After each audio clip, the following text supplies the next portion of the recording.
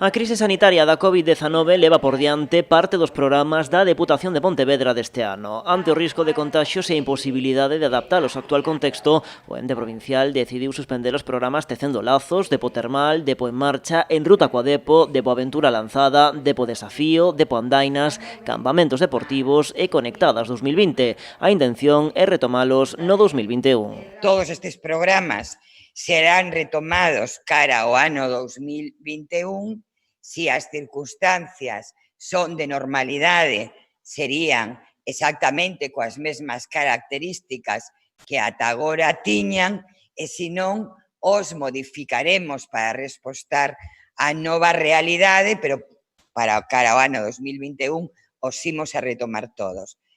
Da mesma forma que os facíamos ou con modificacións que sexan necesarias. A presidenta entende que neste momento o fundamental é ter prudencia e cautela e poñer por diante a saúde das persoas. Explica que estas cancelacións están apoiadas polos técnicos. Todos estes suspensións destes programas están avaliados por informes de cada un dos técnicos das áreas aos que afectan esta suspensión. Por lo tanto, é unha decisión rigurosa, tomada con análisis técnicos, con análisis sanitarios e, repito, non supón que non vayamos a facer outras cousas. Carmela Silo explica que esta decisión suporá a reorientación de todas as actividades e programas propios da Deputación para incluírse nunha próxima modificación orzamentaria. Isto significa que cos fondos destinados a estas iniciativas crearánse outras distintas. Non faremos estes programas, pero que faremos outros programas vinculados ás áreas de igualdade, ás áreas de deporte,